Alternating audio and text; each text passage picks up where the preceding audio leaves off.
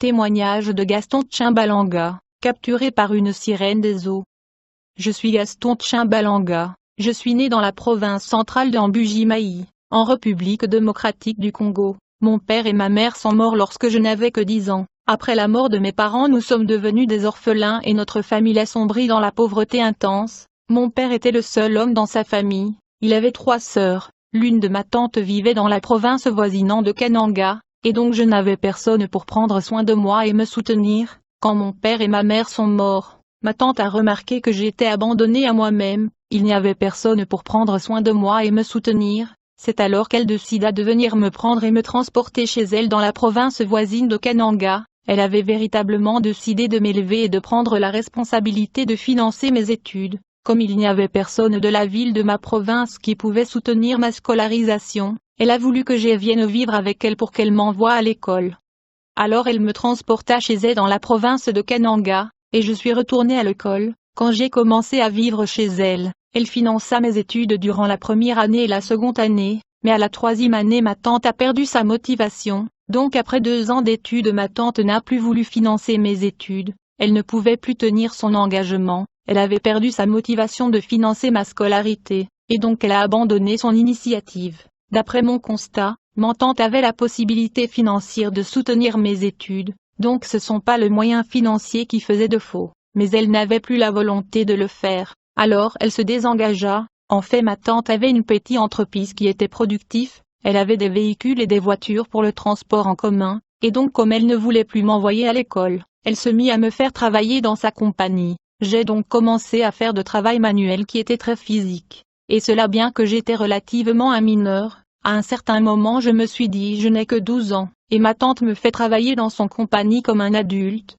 alors que ce travail est physique et difficile pour un garçon de mon âge. Au fait je devais assister les mécaniciens dans les garages en transportant des instruments lourds des véhicules, tellement que les équipements de ces véhicules étaient lourds je devais donc travailler très dur. Alors je me disais que je suis encore un mineur pour ce genre de travaux physiques. Ma tante au lieu de m'envoyer à l'école elle me fait travailler et porter des équipements mécaniques lourds qui étaient trop dangereux et au-delà de mon âge. Je devais transporter des pièces détachées des véhicules et assister les mécaniciens, tout ceci malgré le fait que je suis mineur, et ceci bien que j'avais tout de même la volonté d'aller à l'école pour étudier et devenir quelqu'un dans la société. Elle aurait dû m'envoyer à l'école au lieu de me faire travailler dans ces garages, mais toutefois, elle a continué de me faire travailler dans les garages me faisant porter des équipements lourds, et comme c'était devenu insupportable je me suis dit que je devais mettre fin à ceci. J'ai donc décidé d'arrêter ce travail manuel et physique qui était dangereux pour moi. Je me suis décidé de retourner chez le grand-père dans ma province natale où je vivais précédemment.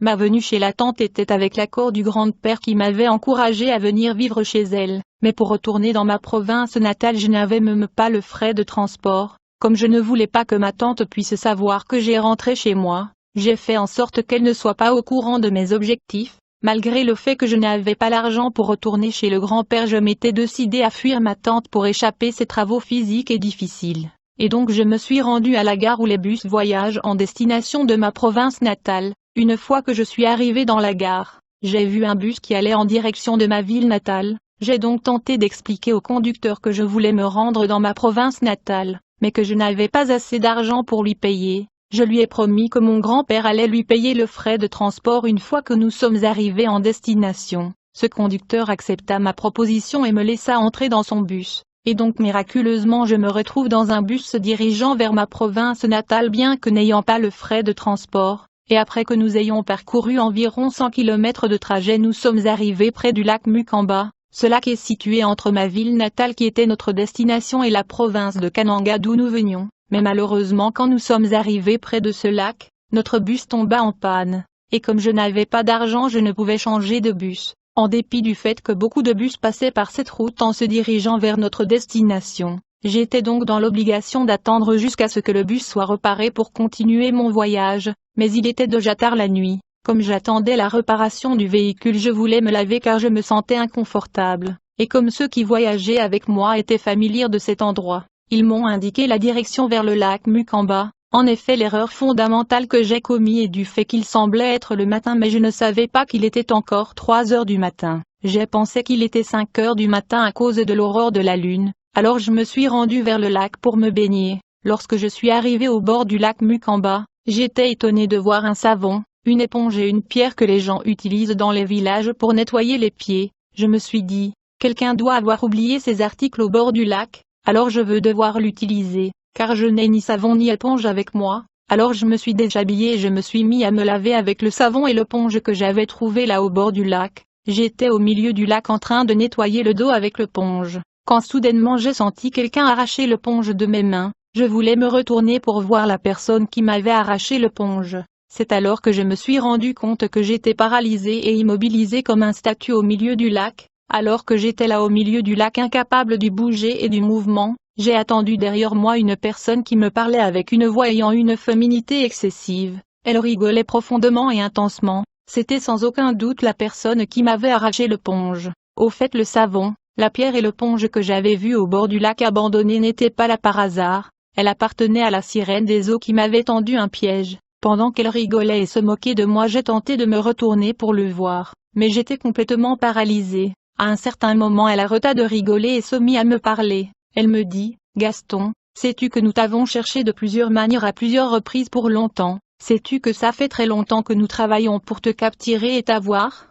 Nous avons travaillé et tenté de te capturer à plusieurs occasions et opportunités, mais on échouait. Nous étions incapables de te capturer. » Pendant que cette personne me parlait, je me battais et m'efforçais à bouger mon corps et se retourner pour la regarder, mais mes efforts étaient sans succès. Mais j'ai continué tout de même à déployer des efforts pour se retourner. Alors la sirène des eaux qui me parlait me dit, « Il est vrai que nous avons failli à plusieurs reprises dans nos tentatives de te capturer dans le passé, mais comme tu as utilisé mes objets hygiéniques, le monde sous-marin a l'accès et le droit légal sur toi et ta vie. J'ai le droit et la légalité sur toi, car tu te lavais avec mes objets hygiéniques. Et donc aujourd'hui je vais te transporter dans mon univers, le monde sous-marin et les royaumes des eaux, pour t'introduire et te présenter à mon père. Tu vas servir le monde des eaux et tu vas devenir notre agent et notre serviteur. » Pendant que la sirène des eaux me parlait, je continuais quand même à faire des efforts pour tenter de le voir, mais mes efforts étaient nuls et sans succès. Après un certain temps, la sirène s'était tue, elle ne disait plus rien. C'est alors que j'ai tenté de me retourner. À ma grande surprise, mon corps n'était plus paralysé et immobilisé. Et donc je me suis pressé pour me retourner et voir la personne qui me parlait. C'est alors que j'ai vu de loin comme les cheveux d'une personne humaine qui sortait de l'eau. Au fait, c'était une tête humaine avec beaucoup de cheveux qui se mouvait dans l'eau comme un poisson. J'étais terrifié de voir ceci. C'était la terreur. Je voulais crier au secours et appeler l'aide, mais à ma grande stupéfaction j'avais perdu ma voix qui ne sortait plus. J'étais affolé et paralysé par la terreur et la panique. C'était épouvantable et l'effroi. Et donc j'étais devant la sirène des eaux paralysée. Ma voix était partie et j'étais sans secours, et finalement j'ai vu la personne qui me parlait sortir complètement de l'eau. Elle était une sirène, que nous appelons en Afrique le Mami Wata. Elle m'avait fixé les yeux et elle me regardait, puis elle m'a signalé avec sa main de la suivre, mais comme j'étais paralysé par la terreur et la panique je ne pouvais pas bouger, et alors comme les cheveux de cette sirène étaient trop longs, elle les a étendus et les a déployés jusque là où j'étais, et elle m'a roulé avec ses cheveux.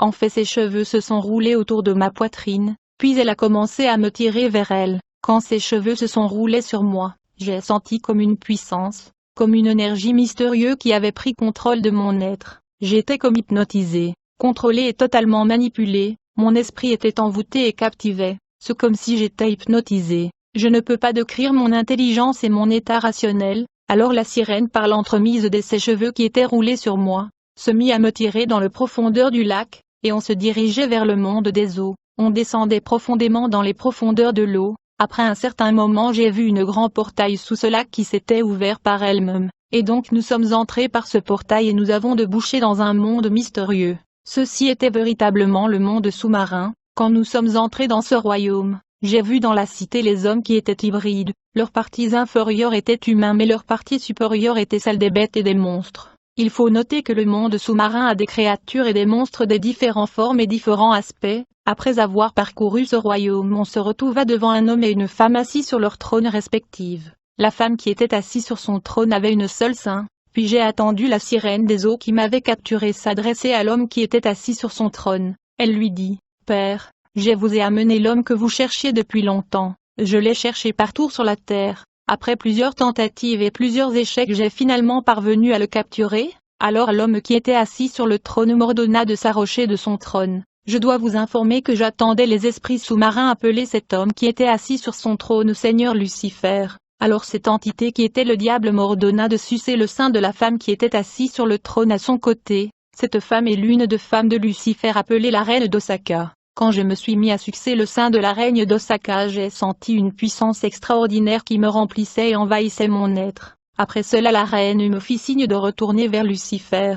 Puis le diable m'appela et me dit, « Je veux vous envoyer sur la terre pour détruire les enfants de Dieu. Je veux qu'ils viennent me servir ici dans le royaume sous-marin. Tu vas combattre les chrétiens. Tu vas les détruire et tu vas transporter leur âme sous la mer afin qu'ils puissent me servir. » J'ai demandé au diable, « Comment vais-je procéder à cela ?» Il se mit à rigoler, puis il me dit, « Tu vas partir dans ta province natale car il y a quelqu'un que j'ai préparé là-bas qui va t'aider à accomplir cette tâche. Une fois que tu rencontres cette personne, il va te montrer comment tu vas procéder dans ta mission de destruction des enfants de Dieu et l'humanité. La personne va te donner des directives sur la mission que tu dois exécuter. Ensuite tu vas revenir ici dans le monde sous-marin me voir. » Alors j'ai demandé au diable, je lui ai dit, « Je suis ici dans le monde sous-marin. Comment est-ce que je vais voyager là-bas dans ma province natale ?»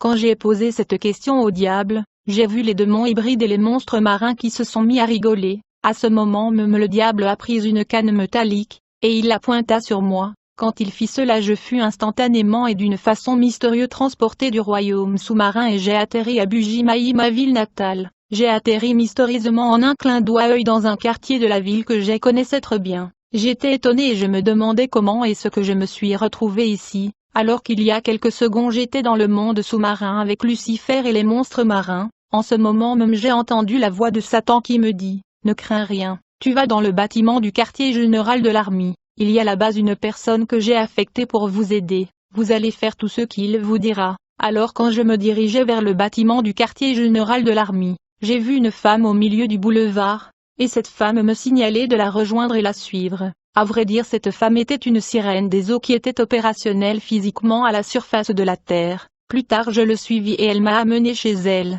Quand nous sommes allés dans sa résidence qui était dans un immeuble, j'ai remarqué que son salon était décoré en noir, blanc et rouge. Au sol il y avait un tapis rouge. Elle me donna une file qui était comme une ceinture et me dit de le mettre sur ma hanche. La sirène des eaux me dit, « Le temps est arrivé pour toi d'accomplir la mission et l'affectation pour laquelle tu as été choisi par mon père. Tu vas nous donner 250 bouteilles du sang humain. Chaque vie humaine est égale à une goutte de sang dans ces bouteilles. À chaque fois qu'un homme meurt il y aura une goutte de sang qui sera ajoutée dans le bouteille. » J'ai alors demandé à la sirène, « De quelle manière veut détruire et tuer les gens pour Lucifer comment ?»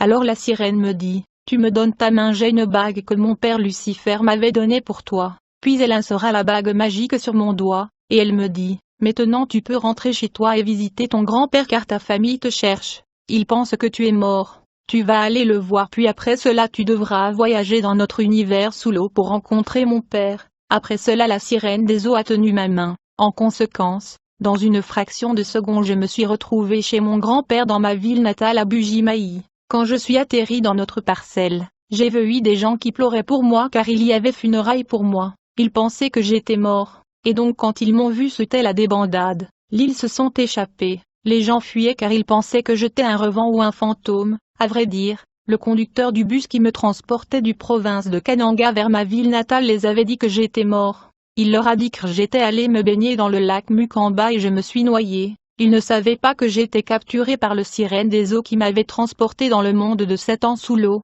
Quelque temps après mon apparition et retour dans la parcelle de ma famille, la sirène m'a rejoint dans la parcelle de ma famille, et elle m'a tenu par la main, et dans une fraction de seconde nous avons atterri dans un building. Elle me donna une bague magique que j'avais mise sur mon doigt, puis la sirène me dit, pour causer un accident dans une voiture, dans un bateau ou un train tu vas placer ton salive sur la bague magique qui est sur ton doigt, et tu vas remuer ton salive sur ce bague magique, et comme conséquence il y aura accident. Sans tarder la sirène m'envoya dehors, je suis entré dans un bus où il y avait plusieurs personnes, il y avait même un prédicateur dans ce bus. En fait il y avait des non-chrétiens et des chrétiens nés de nouveau à l'intérieur de ce bus, mais j'ai remarqué avec mes yeux spirituels que les chrétiens nés de nouveau brillaient, et ils étaient revêtus de lumière éclatant et ardent. Alors quelques minutes après avoir embarqué ce bus, j'ai entendu la voix de la sirène des eaux qui me dit de mettre mon salive sur le collier que j'avais tenu. Je faisais tout dans ce bus d'après ses instructions, quand soudainement j'ai vu une roque massive apparaître au milieu du boulevard devant le bus qui nous transportait.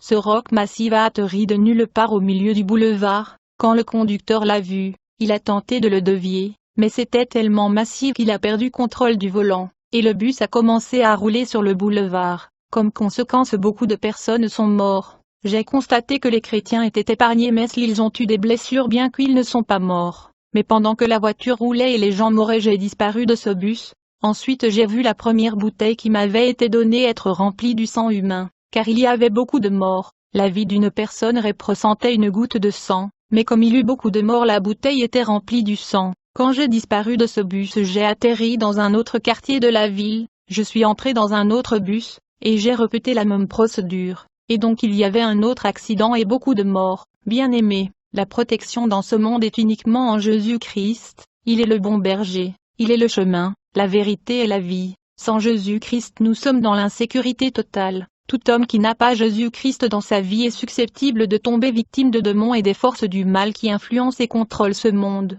Et donc durant ces accidents, les sangs de victimes pénétraient dans mes bouteilles. Après avoir causé ces accidents de bus de transport en commun, la sirène m'ordonna d'aller trouver un train. Après la conversation avec la sirène, j'ai donc atterri dans un train rempli des gens qui roulaient à grande vitesse dans la voie ferroviaire. J'ai disparu de l'endroit de la second accident et j'ai atterri dans un train qui se dirigeait vers une région spécifique. Une fois que j'ai atterri dans ce train, la sirène m'ordonna de répéter la même procédure qui consistait à mettre mon salive sur la bague magique. Quand je faisais le rituel qui consiste à mettre mon salive sur la bague magique, le train était en train de traverser une rivière au-dessus d'un pont de suspension traversant une rivière, puis tout à coup le train a commencé à faire de zigzags, et le train a fini par dérailler, et ça a atterri dans la rivière. Pendant que le train tombait dans la rivière, j'ai disparu de ce locomotive. Et donc quand ce train atterrissait dans la rivière, j'ai vu des monstres marins et les démons hybrides que j'avais vus dans le monde sous-marin apparaître. Ils avaient des ustensiles avec lesquels ils collectaient les sangs de victimes.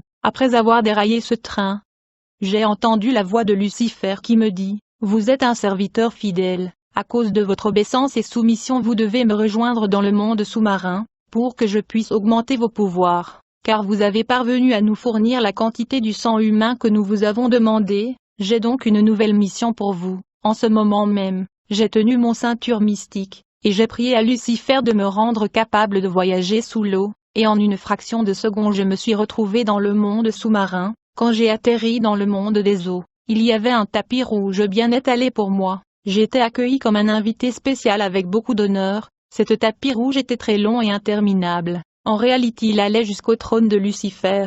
J'étais accueilli comme un haut dignitaire et un prince dans ce monde mystérieux sous l'eau. Alors un entité marin qui faisait le service de protocole m'avait accueilli et m'accompagnait. Il m'aidait à marcher dans ce tapis rouge jusqu'au trône de Lucifer. Et pendant que je marchais dans ce tapis rouge, j'ai remarqué de gauche à droite il y avait des sirènes qui avaient l'accueil de poissons. Ils étaient debout formant deux lignes autour du tapis rouge, et quand j'ai atteint le trône de Lucifer, j'ai constaté que à sa gauche il y avait une foule de sirènes et à sa droite mêmement. Alors j'étais là debout devant le trône de Satan. Il me dit, « Mon serviteur fidèle, vous avez fait bon travail, mais vous devez comprendre que je suis le prince de ce monde. C'est moi qui ai reçu le pouvoir et l'autorité de gouverner tout l'univers. Et le monde entier et toutes choses sont entre mes mains. » Il est écrit, le diable le transporta encore sur une montagne très élevée, lui montra tous les royaumes du monde et leur gloire, et lui dit, « Je te donnerai toutes ces choses, si tu te prosternes et m'adores, car il m'a été donné et je le donne à qui je veux. »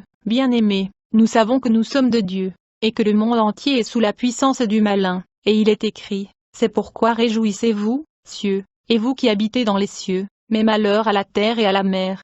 Car le diable est descendu vers vous, animé d'une grande colère, sachant qu'il a peu de temps. » Alors le diable me dit, « Je mets à ta disposition des démons pour t'aider aux différentes missions, je veux mettre en toi des esprits qui vont travailler avec toi. » Puis le diable me dit, « Maintenant je vous envoie contre les églises et les hommes de Dieu. Vous allez détruire ces chrétiens, et vous allez capturer leurs âmes et les amener ici. » Plus tard je fus étalé comme dans une table d'opération, et les démons qui devaient m'assister à des différentes missions furent introduits en moi. Le diable me dit, « Vous allez nous offrir 100 000 âmes. » Après cette intronisation dans le royaume des eaux, je suis retourné sur la terre. La sirène des eaux me montra une jeune dame chrétienne née de nouveau, que je devais détruire par le rapport sexuel. Je me suis mis à faire la cour à cette dame. J'ai dragué cette jeune dame chrétienne et elle m'accepta, mais au fur et à mesure qu'on évoluait, elle refusait d'avoir des rapports sexuels avec moi. me disant que son pasteur a l'habitude d'insister pas de sexe avant le mariage officiel. Elle insistait sur le mariage avant le sexe,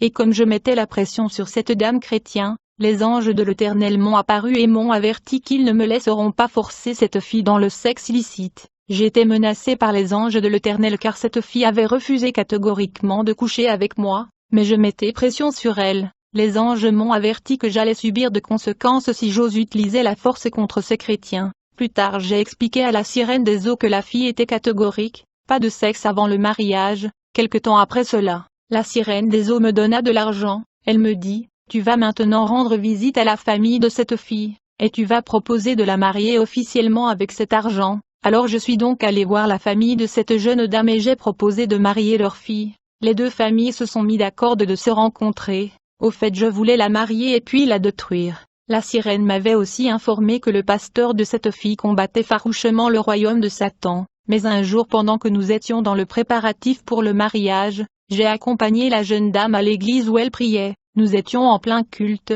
L'homme de Dieu dont la sirène me parlait, qui combattait le royaume de Satan était en train de prêcher. C'est alors que soudainement la puissance de Dieu tomba sur moi en plein culte. Quand je suis tombé à terre et j'ai perdu contrôle, j'étais dans l'inconscience et dans le coma. Immédiatement le diable se manifesta. Il se mit à parler au travers de ma bouche. Il se mit à parler à l'homme de Dieu au travers ma bouche. Il lui dit, « Vous menez une guerre contre mon royaume. Je vous cherche depuis longtemps. Vous êtes en train de torturer mes esprits et mes serviteurs, mais je ne vais pas baisser le bras. Pour combien de temps vous allez briser mon cœur en torturant mes esprits et mes serviteurs? Mais comme je l'ai dit, je ne vais pas baisser les bras. Je veux vous détruire quand l'occasion va se présenter. Tu vas laisser mes agents et mes démons tranquilles. Vous n'avez pas de puissance. Jusqu'à quand vous pensez torturer mes démons? Qui êtes-vous pour mener une guerre contre mes esprits? Bien-aimé, pendant que le diable parlait à l'homme de Dieu par ma bouche, j'ai vu des intercesseurs m'entourer, et ils ont pris l'autorité au nom de Jésus-Christ contre moi. Et pendant que les intercesseurs priaient, Lucifer avait déployé des démons qui m'avaient appréhendé. Ils ont arrêté mon esprit et ils m'ont transporté dans le monde des eaux. Et puis ils m'ont jeté dans un prison dans le monde sous-marin. J'étais emprisonné et détenu dans ce prison dans le monde sous-marin, et alors que les intercesseurs exerçaient l'autorité sur moi, et j'ai remarqué que cette prison était gardée et entourée par un grand nombre de démons et des monstres marins qui étaient en état d'alerte, et ils avaient l'air préparés et prêts pour la bataille et la confrontation. Pendant que les intercesseurs priaient, j'ai vu 4 anges de l'Éternel atterrir dans le monde sous-marin devant la prison. Ils avaient des yeux partout dans leur corps. Ils avaient chacun 4 ailes. Ils étaient des anges guerriers et combattants. Quand les anges de l'Éternel ont atterri, j'ai vu les démons et monstres marins en maître de protestation. Ils ont dit aux anges de l'Éternel, « Cet homme a signé un pacte avec nous. Il a signé un accord avec nous. Et il a accepté de nous offrir 100 000 âmes humains. Et donc ce que vous faites est illégal. De toutes les façons, il ne va pas sortir de ce prison. » En ce moment même les 4 angels de guerre qui avaient les yeux partout ont pénétré dans ma prison par la force. J'ai vu le mur de ma prison s'écrouler. L'une de 4.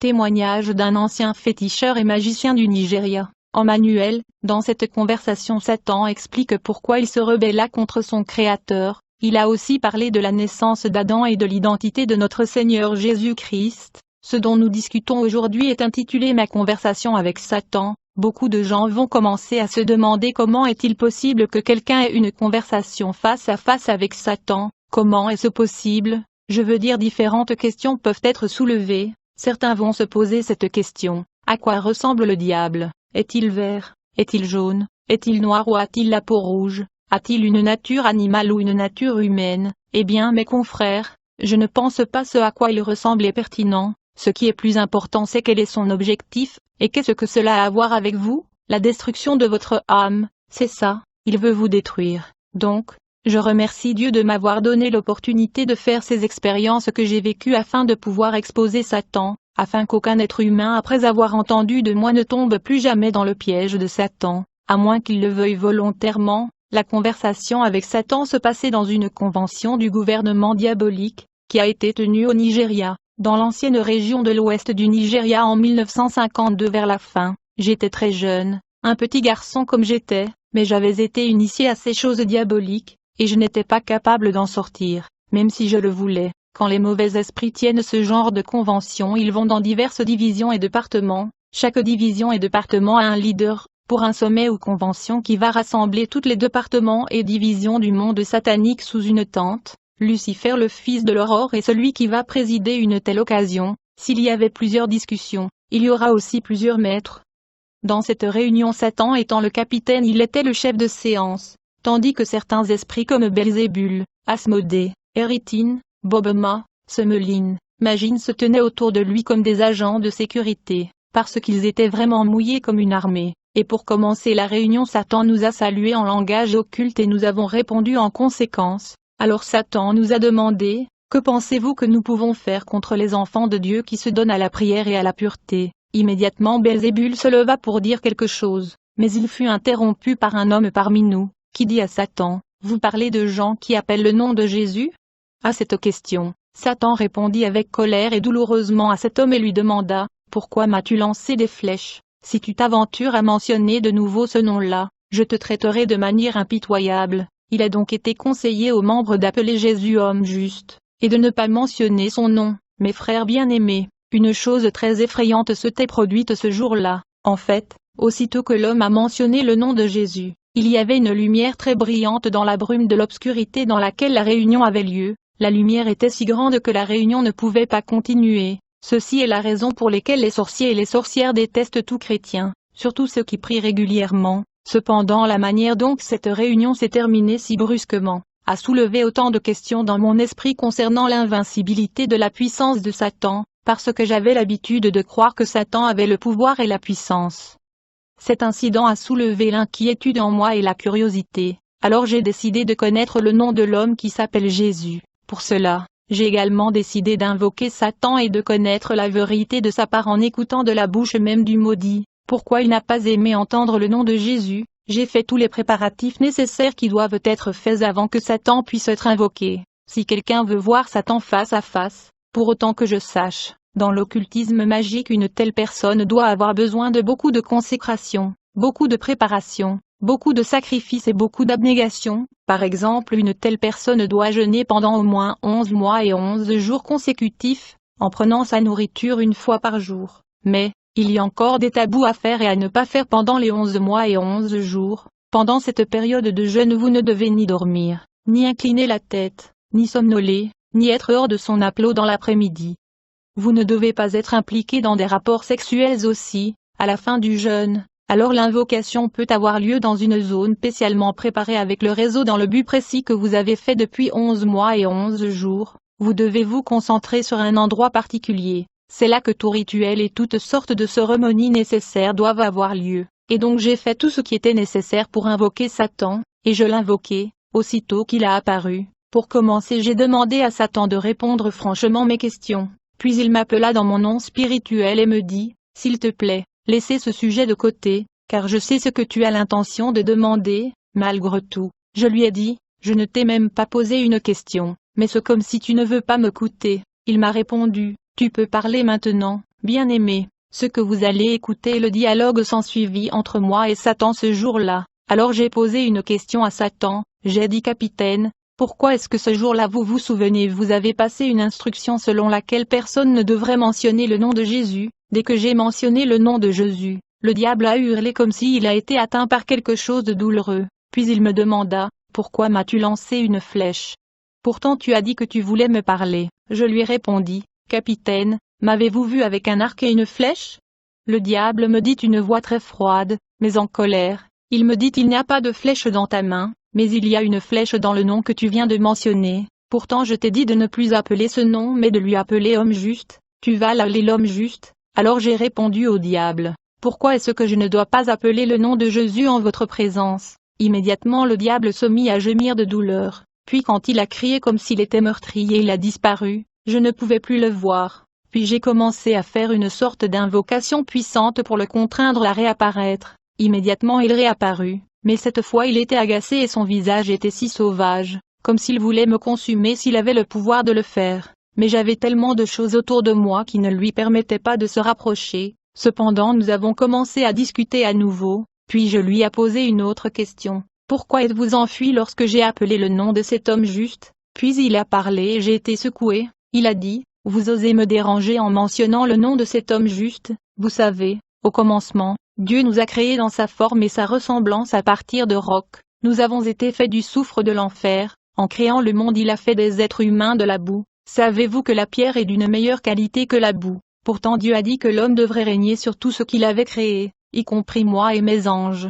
Savez-vous que quand vous dites à l'argile et la boue de régner sur les pierres et les rocs vous avancez vers quelques obstacles? Le diable dit, cela m'avait dérangé et je t'ai agacé. En conséquence, nous avons décidé de convoquer notre propre réunion pour contrer le plan de Dieu. Les membres du Conseil suprême de notre gouvernement qui inclut Lucifer, Léviathan, Satan, d'autres sont Belial, Belzébuth, Astaroth, Mago, Asmodée, Orion, Païmon, Amémon, Aranton, Cassiel, Sachiel, Gabriel, Chanel, Michaël et Raphaël. Notre sujet de délibération était ce que nous devons faire pour de l'homme ennemi de Dieu. Le diable a posé la question aux membres de son gouvernement à propos de ce qu'il faut faire pour que Dieu rejette l'homme. Après que Lucifer ait posé cette question, il y avait un silence d'environ 5 minutes, puis Belzébuth, le centurion des hypocrites se leva et dit, le moyen que nous pouvons suivre est de faire pécher l'homme contre Dieu. Nous savons que Dieu déteste le péché, et donc si Dieu voit le péché dans l'homme il le rejettera, et ainsi l'homme deviendra un ennemi de Dieu. Cela a été convenu à l'unanimité, mais Henriton a posé une question, comment allons-nous faire cela? Comment pouvons-nous réussir à faire de l'homme un ennemi de Dieu? Lucifer répondit, je vais utiliser la peau de Léviathan, c'est la peau du serpent, parce que le serpent est un ami de l'être humain, donc si j'utilise la peau du serpent ils ne me reconnaîtront pas. En faisant cela je leur donnerai le fruit du poison spirituel qui est le fruit de l'arbre de la connaissance du bien et du mal, que Dieu leur a ordonné de ne pas manger, je leur ferai manger, ainsi l'homme deviendra aussi un rebelle comme nous, ils deviendront des pécheurs, alors Dieu va aviver sa colère contre eux. Les mauvais esprits étaient très heureux lorsqu'ils entendirent le plan pour la destruction de l'homme. Quand Lucifer a exécuté avec succès le plan, nous étions tous très heureux, donc Dieu Tout-Puissant a chassé l'homme du jardin d'Éden. Maintenant mes chers frères et sœurs, d'après le récit de Satan j'ai observé un certain nombre de choses. C'est vrai nous l'avons lu dans le livre d'Isaïe concernant le Léviathan qui était un serpent perçant, un serpent qui vole. Vous savez il y a quelque chose de très significatif ici que je veux que nous apprenions de cette expérience. Satan et toutes les forces du diable se sont rendus compte que le moyen le plus facile d'attraper une personne est par l'intermédiaire de son ami, par l'intermédiaire de quelqu'un qu'ils aiment. C'est le meilleur moyen d'attraper, et Satan viendra maintenant subtilement et habilement pour mettre une sorte d'arrestation sur n'importe quel individu. Mais la Bible nous dit dans le psaume 52 le fou dit dans son cœur il n'y a pas de Dieu, parce que quand Satan pense à toutes ces choses, il ne réalisait pas que Dieu aurait un plan alternatif si le premier a échoué. Dieu avait un plan de rédemption, donc je vous encourage chrétiens comme vous écoutez maintenant soyez très vigilants et extrêmement prudents. Écoutez, vous ne pouvez jamais être trop prudent avec Satan, vous ne pouvez jamais être trop prudent avec Satan, et pour que vous soyez assez prudent, vous devez vivre la vie de sainteté, une vie sainte. Et que faire pour vivre une vie sainte? Il n'y a rien qui s'appelle la sainteté sans l'obéissance à la parole de Dieu. C'est pourquoi j'ai ce message dans une de mes cassettes, l'obéissance est l'essence de la sainteté. Je répète, l'obéissance est l'essence de la sainteté, donc si vous voulez être saint vous devez obéir à Dieu. Pour continuer ma conversation avec Satan, j'ai posé une autre question au diable,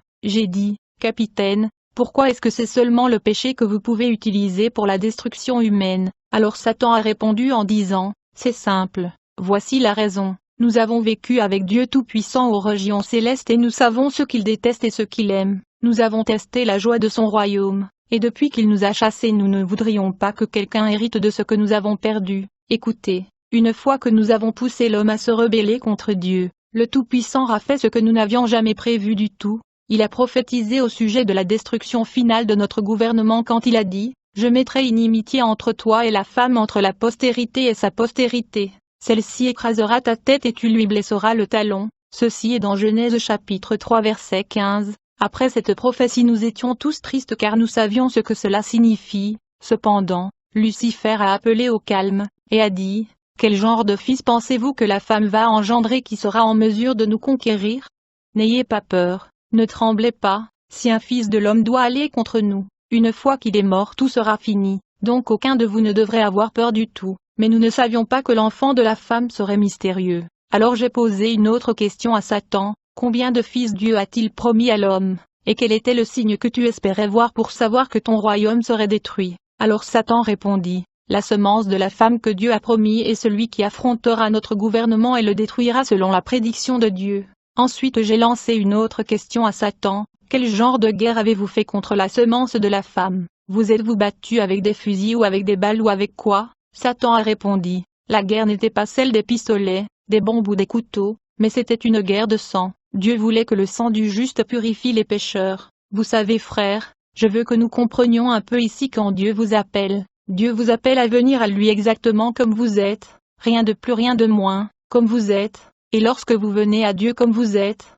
Dieu veut que vous lui donniez tout ce que vous êtes et tout ce que vous avez, mais Satan dit non, je ne vous demande même pas de me donner tout, juste une fraction de votre vie. Quand vous me donnez cette fraction de votre vie, que ce soit votre bouche pour médire et pour détruire le caractère des gens et vos proches, ou quand vous donniez même à Satan vos yeux pour la lubricité, et quand vous donnez vos oreilles pour écouter des contes, parce que vous avez des oreilles qui vous démangent, et vous vous appelez croyant, vous savez quand vous donnez cette petite partie de votre vie à Satan, une chose est sûre, dès que vous lui donnez un peu, Dieu va rejeter le reste de ce que vous pensez être bon, parce que vous n'êtes pas encore complet. N'oublie pas la soumission parfaite, délice parfait. Hébreux verset 20 verset 22 peut être en mesure de vous enseigner une petite leçon. Par conséquent, si Dieu était capable de trouver un homme qui vivrait une vie sainte et mourrait sans tache, si quelqu'un pouvait alors croire en lui il serait pardonné, et Satan a continué à dire une telle personne sera libérée de notre pouvoir, et après avoir sauvé toute l'humanité avec son sang notre gouvernement s'effondrera.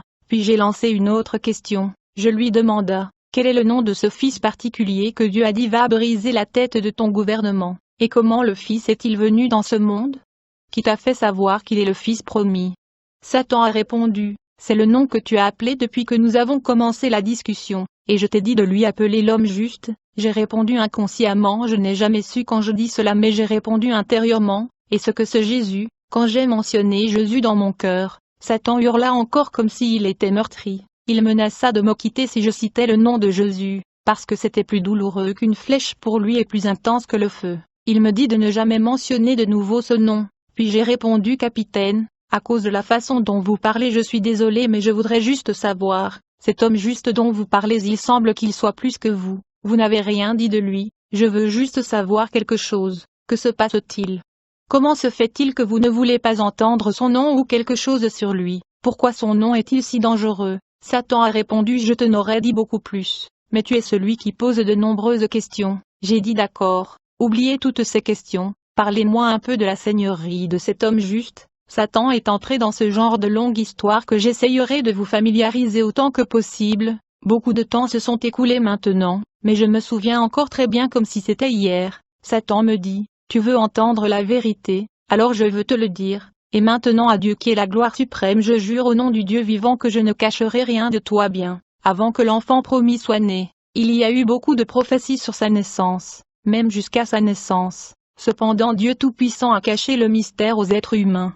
Le mystère est que le Dieu Tout-Puissant lui-même est venu en ce monde pour acheter les âmes humaines qui étaient mortes dans les offenses. Il est venu à cause du péché de l'homme et pour qu'il puisse subir cette mort sur la croix afin que la puissance du péché soit détruite pour toujours. Parce que beaucoup de gens justes sont venus en ce monde pour faire ce genre de choses mais nous avons notre propre part de la vie de ces individus, donc aucun être humain ne pouvait le faire mais Dieu lui-même. Par conséquent le nom de cet homme juste que je t'ai dit de ne pas mentionner est le nom même du Dieu vivant qu'il porte, c'est pour cette raison même que personne parmi nous ne peut supporter ce nom, parce que l'univers a été fait par ce nom. L'aspect le plus important dans tout ça est qu'il est mort et ressuscité des morts le troisième jour et monté au ciel avec la chair. Ce que personne n'a jamais fait pendant son séjour dans ce monde. Nous avons fait beaucoup d'efforts pour briser ce talon, c'est-à-dire pour le faire pécher pour que le ciel et la terre soient tous corrompus, mais il a insisté et il a plutôt brisé notre tête. Il a insisté sur la justice, donc au lieu que nous brisions une de ces talons il nous a meurtri la tête, quand bien même que nous avons étiqueté de charges contre lui par lesquelles nous voulions le piéger.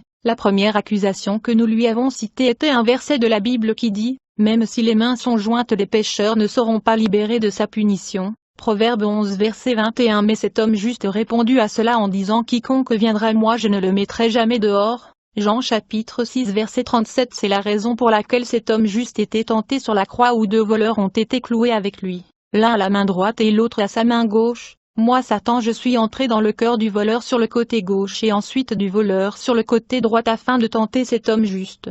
Mon but était de voir si on pouvait causer cet homme vertueux à agir contrairement à la parole de Dieu ou à sa propre parole. J'ai commencé la conversation à travers le voleur à gauche, parlant par sa bouche j'ai dit, « Si vous êtes le Fils de Dieu sauvez-vous et nous aussi », mais il n'a rien dit, il n'a pas répondu. Immédiatement, je suis entré dans le voleur sur le côté droit et j'ai dit, « Tu n'as-tu pas peur de Dieu puisque tu as la même sentence de condamnation que nous recevons justement la récompense de nos actes mais cet homme n'a fait aucun mal. » Puis, j'ai ajouté, « Souvenez-vous de moi quand vous entrerez dans le royaume de votre Père. » Après avoir dit cela, je me suis vite éloigné du cœur du voleur et je me suis tenu à côté pour entendre la réponse de cet homme juste. À mon grand étonnement, il m'a meurtri la tête par sa réponse à ce voleur, bien qu'il savait que je parlais au travers de ce voleur pour lui tenter, mais il a parlé directement au voleur mais pas moi. Jésus a dit à cet homme, « Aujourd'hui tu seras avec moi au paradis. » Satan dit c'était le jour le plus douloureux pour le royaume des ténèbres,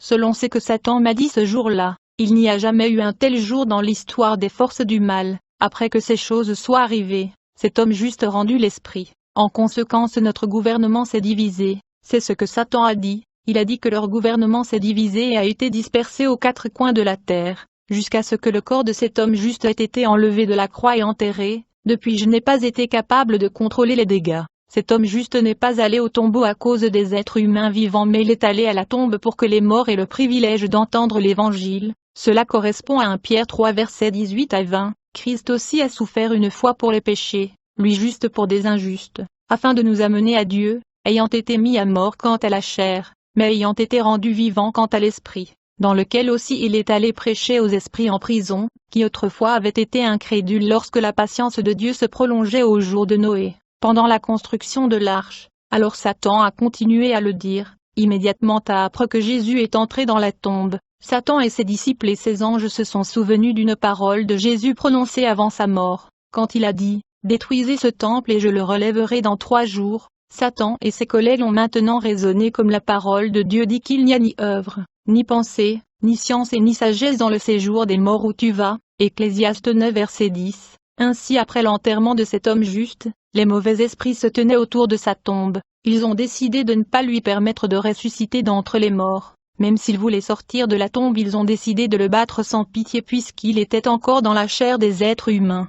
Alors ils ont décidé de le frapper sans pitié dans le cas où il sera revenu à la vie. À cet effet ils ont bloqué les ventes de tous les 4 coins de l'univers qu'il ne doit pas souffler. Ils pensaient qu'il allait passer à travers le vent, mais à leur grande surprise, quand il était 23h55 le samedi soir, ils ont vu les anges de Dieu qui descendaient du ciel. Ils chantaient en utilisant plusieurs types d'instruments de musique dans leurs mains. Si vous lisez Matthieu 28 versets 2 à 4 vous verrez que même ceux qui sont allés à la tombe pour regarder Jésus ils ont rencontré des anges dans le sépulcre. Maintenant il n'y a pas de point d'argument ici, laissez-moi finir avec la conversation, nous apprendrons ce que le Seigneur voudra que nous apprenions. Puis j'ai interrompu Satan, et j'ai dit, quel genre de chansons chantaient les anges? Il dit, ils ont chanté 3 chansons différentes, mais la première cantique disait, lève la tête ô toi porte éternelle. Que le roi de gloire fasse son entrée, celui qui a racheté le monde avec son sang, il doit prendre le royaume. La chanson était chantée en langue yoruba parce que nous discutions à langue yoruba.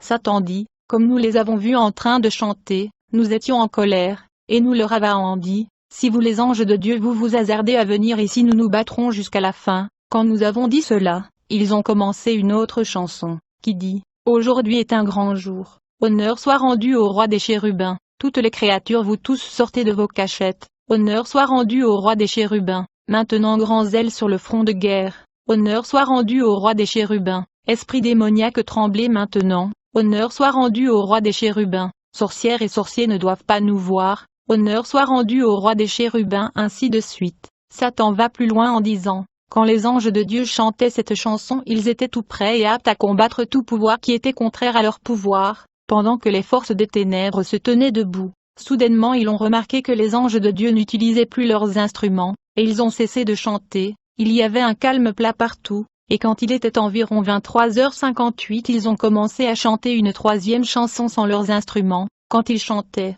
C'était comme si tout le monde là était comme mort. La chanson qu'il chantait était le psaume 24, à l'Éternel la terre et ce qu'elle enferme, le monde et ceux qui l'habitent. Satan dit, lorsqu'il chantait cette chanson, tous les démons autour du sépulcre, toutes les forces des ténèbres y compris Satan lui-même est devenu impuissant, et plus ou moins mort. Alors un des anges de Dieu est venu vers eux, il a mis sa main sur leur tête. Autrement dit, il a mis sa main sur les têtes de toutes ces forces des ténèbres aussi nombreux qu'ils étaient, il les a forcés à abaisser la tête par force. Il a ensuite dit, vous mauvaises choses, avant que Satan et ses collègues ne lèvent la tête. Ce qu'ils ont vu était surprenant, l'homme juste était déjà ressuscité des morts. Il y avait un grand pandémonium, Satan et son groupe étaient affolés. Immédiatement ils entendirent les anges de Dieu chanter encore leur dernière chanson qui était comme suit. Alléluia, maintenant le conflit et la bataille est terminée, c'est le triomphe de notre Sauveur. Que tous les anges chantent Alléluia, cet homme juste ressuscité d'entre les morts. Sa résurrection était un grand chagrin pour le royaume des ténèbres,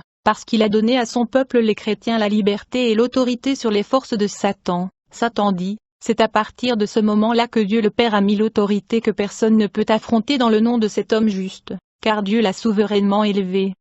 Et lui a donné le nom qui est au-dessus de tout nom, afin qu'au nom de Jésus tout genou fléchisse dans les cieux, sur la terre et sous la terre. Combien est bon le nom de Jésus-Christ, Alléluia gloire. Alors j'ai posé une autre question à Satan, quelle est la différence entre vous et cet homme juste, et pourquoi l'appelez-vous juste? Je n'ai pas encore compris. Alors Satan a répondu, la différence est qu'il est le Créateur, tout ce qu'il dit qu'il fera, il le fera sûrement, sa parole ne changera jamais. Puis j'ai posé une autre question, entre ce disciple et vos adeptes lesquels profiteront le mieux des bonnes choses, et Satan a dit, pourquoi demandes-tu une telle chose? Je lui ai dit, je veux juste savoir c'est pourquoi je demande. Puis Satan m'a dit quelque chose de très drôle. Il a dit, attention, si quelqu'un pleure ça ne veut pas dire qu'il ne peut pas voir. Je lui dis, je ne sais pas ce que tu veux dire. Il dit, mais sache que celui qui fait la volonté de l'homme juste sur la terre jouira de petites améliorations, vraiment petits, et parfois il n'aura rien du tout. Une telle personne verra la pauvreté, diverses tribulations et des problèmes dans sa vie, mais dans le gouvernement et royaume de cet homme juste l'homme sera avec lui pour toujours. Mais quiconque fait notre volonté dans ce monde, nous lui donnerons tout ce qu'il voudra, ne parlons même pas de besoins matériels, que ce soit l'argent, la célébrité ou quoi que ce soit, il sera riche comme la richesse elle-même, il ne souffrira de rien dans ce monde, il aura même plus que le nécessaire. Enfin moi et cette personne irons dans mon royaume où je ferai de cette personne un ambassadeur. Alors mon ami, vous avez entendu ce dialogue entre Satan et moi, Jésus-Christ est le Seigneur, même Satan le sait. Avez-vous pris Jésus comme le Seigneur et le Roi de votre vie? Acceptez-le maintenant, comme vous êtes demain sera peut-être trop tard, aujourd'hui est le jour de votre salut. Vous savez beaucoup de croyants, je veux dire beaucoup de gens croient entrer en contact avec l'Esprit et trouver une faveur. Je suis sûr que vous allez bientôt passer à une éternité, les faveurs que vous cherchez sera d'aucune utilité. Vous pouvez rire maintenant, mais je suis sûr qu'un prédicateur vous prêchera certainement un jour et vous n'aurez pas de loisir de l'appeler menteur. Qui est ce prédicateur?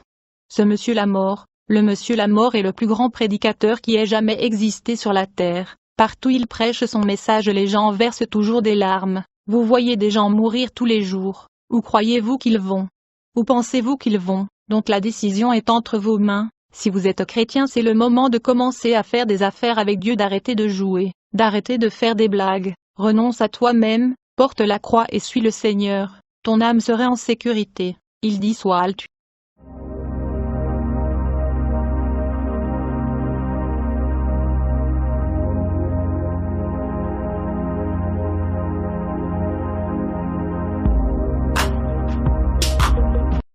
Expérience de Flaviano, de septembre à décembre 2020. Bataille spirituelle et révélation pour ceux de l'école de Dieu, pour les guerriers de la lumière. Ce jour-là, dans ma prière du matin, dès que j'ai fini ma dévotion tôt le matin, je suis allé me reposer à l'aube, puis je me suis couché, je me suis endormi tout de suite à cause de la fatigue. Immédiatement j'ai commencé à voir dans ma chambre former un tunnel, et j'ai commencé à tomber dans ce tunnel sombre. Quand j'ai touché le sol je me suis levé, j'ai vu que j'étais comme dans un filet. Quand je suis arrivé dans cet endroit infernal, j'ai réalisé qu'il était plein d'obscurité dense, et partout l'endroit était dingue. Quand j'ai levé les yeux, l'endroit était plein de démons comme des momies. J'ai dit mon Dieu, j'ai levé les yeux et j'ai vu une lumière blanche sous la forme d'un écran blanc. De cette forte lumière, j'ai entendu la voix de Dieu me disant de monter vers. J'ai vu une lumière blanche, alors j'ai commencé à flotter pour rejoindre la lumière, et quand je me suis levé vers la lumière, ces démons me suivaient pour m'attaquer, mais j'ai réussi à m'en débarrasser, mais il y en avait un plus insistant qui s'approcha de là où j'étais, et se serra derrière moi. Mes frères, une grande guerre éclata contre ce démon qui était sous la forme d'un homme de pierre. J'ai donné un coup au démon, et il est tombé en enfer. Le Seigneur m'a sorti de cet endroit infernal. Dès que je suis arrivé à la surface, j'ai réalisé que j'étais traumatisé par tout ce que j'avais vu dans cet endroit infernal, parce que j'étais piégé en enfer, où le Seigneur a commencé à m'enseigner la leçon de l'école des guerriers de la lumière, basée sur le livre de 2 Samuel 11 chapitres 14 à 17. Le matin, David écrivit une lettre à Joab et l'envoya avec Uri. Il y écrit: mettez Uria devant là où les combats sont les plus féroces. Puis retirez-vous de lui pour qu'il soit frappé et mourra. Ainsi, tandis que Joab avait la ville assiégée, il mit Uri à un endroit où il savait que les défenseurs les plus forts étaient. Lorsque les hommes de la ville sont sortis et ont combattu contre Joab, certains des hommes de l'armée de David sont tombés. De plus, Uri le Hittite est mort. Uria était un soldat, mais il n'avait pas été formé pour être en première ligne. Il a toujours opéré dans la ligne de trait, car en première ligne il ne reste que des guerriers courageux. Ce sont des guerriers entraînés pour la haute tension des batailles spirituelles. Donc, David connaissait ses soldats. Quand il ordonne au général de mettre Uri en première ligne, il savait qu'il allait mourir dans la ligne de front. Par contre, Dieu qui ne nous laisse pas être tentés au-dessus de ce que nous pouvons supporter. David, sachant que son soldat ne pouvait pas résister à ce niveau de bataille spirituelle, l'a envoyé mourir. Mais notre Dieu est amour et ne le fera jamais avec ses soldats. Paix du Seigneur, chers frères dans le Christ. Je compte sur la prière de vous tous, en tout pour que je puisse rester ferme, rester dans la communion du Seigneur de telle manière que les cieux et le monde des esprits seront ouverts devant moi, pour voir la gloire de Dieu qui est notre plus grand bonheur. Ce jour-là le matin, j'ai passé tout mon temps dans de grandes batailles spirituelles, comme le Seigneur m'a accordé le don de la vision spirituelle, j'ai vu de grandes forces du mal perpétrer de grandes attaques contre moi d'une manière terrible. En fait, le Seigneur m'a fait comprendre que notre ennemi est très furieux, à cause de l'œuvre de Dieu que nous faisons pour le salut des âmes et la préparation pour l'éternité. Je saisis cette occasion pour dire à tous ceux qui expérimentent l'expérience surnaturelle et le monde des esprits, de veiller et prier, car l'ennemi de nos âmes a soulevé une grande armée de démons, spécifiquement pour renverser les hommes de prière, utilisés par Dieu. Beaucoup d'entre eux font face à de grandes attaques, certains ne se rendent pas compte qu'ils sont en première ligne de la guerre. Chaque jour je suis 3 fois plus proche de Dieu, et il nous donne la victoire. Louange à Dieu, le Seigneur m'a assuré la victoire dans toutes les stratégies de guerre démoniaques contre moi. Merci Jésus de me garder dans toutes les attaques auxquelles nous sommes confrontés. En vous nous sommes la gloire victorieuse à Dieu. Alors le Seigneur m'a emmené dans un certain endroit. Dans cet endroit j'ai vu des multitudes d'hommes derrière moi. J'ai fini par comprendre qu'ils étaient des sorciers de toutes sortes. Ils étaient contre moi. Alors j'ai dit: Seigneur, je ne serai pas en mesure de le maîtriser tous. Aussitôt j'ai entendu la voix du Seigneur venant du ciel me dire: viens ici. Rapidement j'ai levé les mains alors que ces sorciers s'approchaient de là où j'étais. Ils venaient de divers endroits. En un clin d'œil je me suis vu monter au ciel les mains en l'air, et en train d'adorer Dieu. Mon âme était abondante et débordait de joie alors que je montais. J'ai réalisé que j'approchais de la cité céleste. J'ai entendu la voix du Seigneur m'appeler pour monter plus haut. J'allais dans les airs à toute vitesse. Quand je me suis approché de quelques lumières, j'ai été capturé par un grand nombre de démons. Celui qui était leur chef disait: vous ne pouvez pas y aller. Le méchant esprit des lieux célestes se tenait par endroits alors qu'il m'entourait. J'étais en captivité dans les mains des mauvais esprits de les airs. Quand soudain, j'ai vu 2 anges descendre et ils ont attaqué et détruit le démon, qui m'avait retenu captif m'empêchant de monter dans la ville éternelle. Ces démons se sont dissous en poussière. Ils ont été décapités par l'ange de Dieu. Et puis je continue mon voyage avec les anges jusqu'à la ville lumière, mais en chemin, non loin de nous nous nous sommes retrouvés face à face avec un autre être resplendissant, mais cet ange rayonnant était très beau, je n'avais jamais vu cet être de lumière auparavant, c'était une créature angélique très magnifique, qui se présentait à moi comme le prince de la lumière de Dieu. Mon frère celui-ci était très beau, grand et très musclé, ses vêtements étaient tous en argent, avec des lumières comme un phare, et brillant. Quand il m'a dit qu'il était le prince de la lumière de Dieu, dans mon esprit immédiatement je pensais que ça devait être Michael. J'ai décidé de le contempler davantage pendant qu'il parlait à d'autres anges. Il était fascinant, ses vêtements semblaient atteindre ses pieds, c'était magnifique. Je n'avais jamais vu de vêtements comme ça sur terre. Mon Dieu, combien il y a la beauté là-bas dans les cieux. Le prince de la lumière de Dieu a ordonné aux anges de me ramener sur terre, car il semblait que le prince était venu avec ses soldats célestes à cause de la grande bataille qui était menée par les anges et les démons. Finalement les anges m'ont ramené.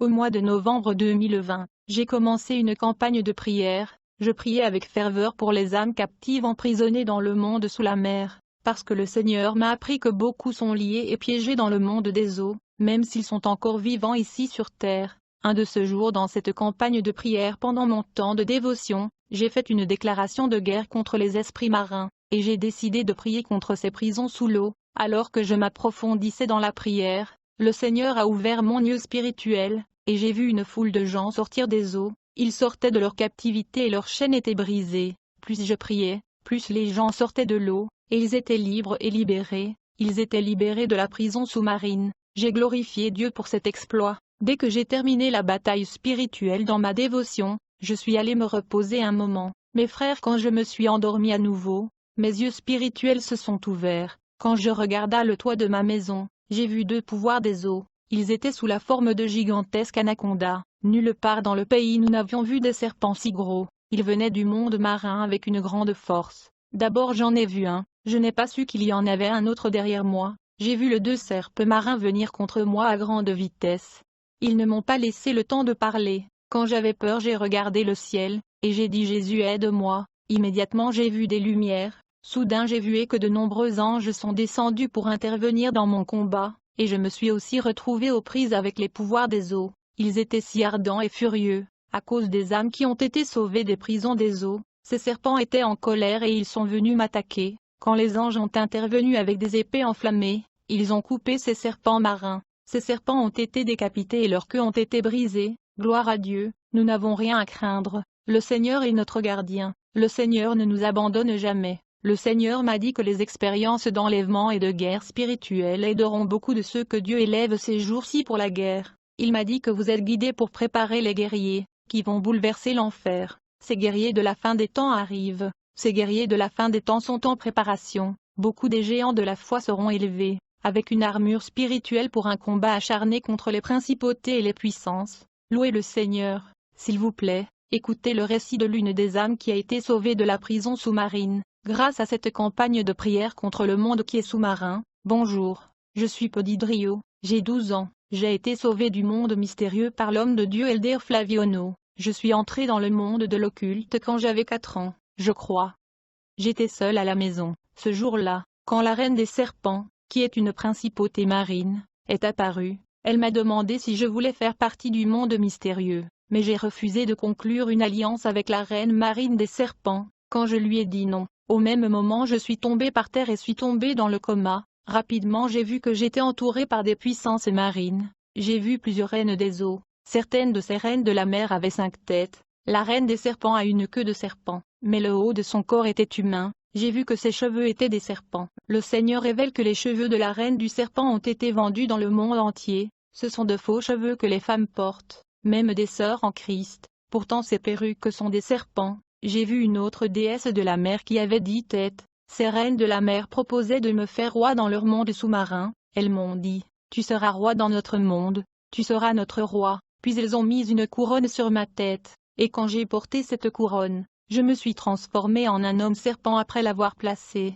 Tout cela se passait dans un trou sombre. La reine des serpents m'a emmené dans une chambre, où elle avait beaucoup de serpents, et l'un d'eux a tiré sur un lit et m'a forcé à boire du sang humain. Alors la reine des serpents m'a donné 10 têtes humaines, pour aller enterrer à la maison comme un rituel démoniaque. Mon sacrifice a été fait au Brésil. J'ai poignardé une jeune fille au cœur par l'ordre de la reine de la mer. J'avais peur mais je l'ai fait, et elle est morte. En conséquence j'ai perdu toute peur. Au total j'ai déjà tué 10 personnes dans le monde occulte. La première personne, j'ai poignardé son cœur avec un couteau. La deuxième personne j'ai craqué la tête et lui arraché le cerveau. La troisième personne j'ai sorti son rein avec un couteau. La quatrième personne j'ai déchiré son aisselle avec un couteau. Dans le monde caché, j'ai fait de nombreux voyages missionnaires, dans lesquels j'ai voyagé spirituellement au Brésil, au Mozambique, aux États-Unis, en Turquie et ainsi de suite. Et tous ces voyages étaient pour le sacrifice des hommes. Je cause beaucoup de morts. J'ai soulevé le cou des gens et en ai prélevé du sang jusqu'à ce qu'ils meurent. j'ai pu en tuer 29 en les asphyxiant. Quand j'ai essayé de tuer la 30e personne, j'ai échoué, je ne pouvais pas. Dans le domaine spirituel, le sang est de l'eau. Il était donc obligatoire que tout le monde boive du sang humain. Quand j'étouffais les gens, c'était parce que je voulais récupérer tout le sang de cette personne, mais quand j'ai essayé de tuer mon voisin, j'ai vu que je ne pouvais pas, parce qu'il a réalisé et savait que je faisais des missions astrales pour le monde sous-marin, et parfois nous empoisonnions des poissons que les gens allaient pêcher. Ma libération et rencontre avec l'ange, ma voisine m'a emmené dans une église, un ministère prophétique, mais ce jour-là, la reine serpent m'a suivi à l'église, et quand nous sommes arrivés à la porte de l'église, j'ai vu qu'elle était incapable d'entrer dans l'église, car chaque fois qu'elle a essayé d'entrer dans l'église, du pasteur Flaviano, elle a été frappée par un choc électrique à la porte de l'église. Dans l'église du prophète Flaviano, il y avait des clôtures électriques entourant le bâtiment de l'église, et quand j'ai visité cette église pour la deuxième fois, la reine serpent est venue à nouveau me suivre, avec une autre femme serpent, et cette créature à moitié serpent qui l'accompagnait a été tuée par le choc électrique, qui était un mur entourant l'église de la mission prophétique. Ce jour-là où je suis passé par le processus de libération, quand le prophète Flaviano pria pour ma libération du monde des serpents, j'ai vu un ange glorieux. Cet ange rayonnant était plein de gloire. Il s'est approché de moi et m'a dit que la trace du serpent ne pouvait plus me toucher. L'ange m'a dit, si la reine du serpent essaye de vous toucher, elle mourra. Ce jour-là après la prière de libération, puis l'ange m'est apparu de nouveau la nuit à la maison. Il m'a tenu les mains et j'ai senti mes mains se réchauffer, et l'ange de Dieu m'a dit de ne plus avoir peur de la reine serpent. Quand l'ange de Dieu est parti, toute la peur était partie. La deuxième fois que le prophète Flaviano a prié pour moi dans l'église, quand je suis entré chez moi, la chair humaine que j'avais mangée est sortie littéralement de ma bouche. À ce moment-là, la reine des serpents s'est présentée chez moi. Elle est venue à ma rencontre et m'a forcé à manger la viande humaine que Jésus avait sortie de mon estomac. À cause de le pacte que j'avais fait avec le sous-marin des serpents, Jésus était encore en train de me libérer du lien avec le royaume marin. Quand la reine des serpents vint contre moi, elle commença à me menacer en me disant de manger ses chairs humains, de peur que je sois puni. Quand je m'opposa à elle, elle a essayé de venir contre moi pour me forcer. Aussitôt, je l'ai vue se faire couper par la clôture électrique des anges de Dieu. La tête de la reine des serpents a été coupée et détruite. Elle a été décapitée car sa tête et sa queue a été coupée par la clôture électrique de la puissance de Dieu. Dans l'église de la mission prophétique. Amen, paix du Christ. Une fois de plus voici le pasteur Flaviano. Je veux dire que Jésus est plus grand que toute force du mal. Crois et fais confiance à lui. Dieu aime et se soucie profondément de ses enfants. Le Seigneur est ma lumière et mon salut. De qui devrais-je avoir peur? Le Seigneur est la force de ma vie. De qui aurais-je peur?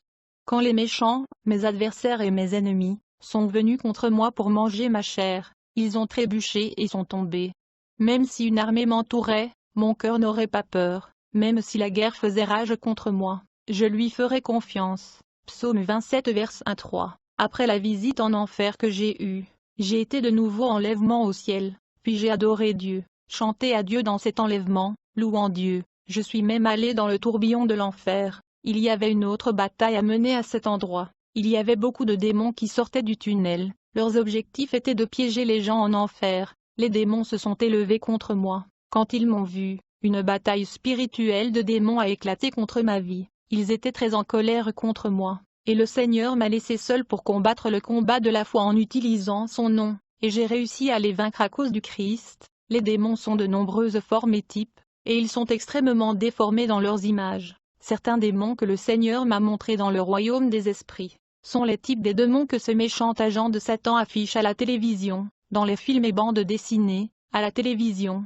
les agents du diable montraient de nombreux démons et leurs formes dans les films, les jeux et les bandes dessinées, mais les hommes ne les comprennent pas et se familiarisent avec ces démons, sans savoir qu'ils sont des démons en action. En ces derniers jours, ces démons sont furieux et agités, car ils savent déjà qu'ils vont bientôt brûler dans les temps de feu et de soufre.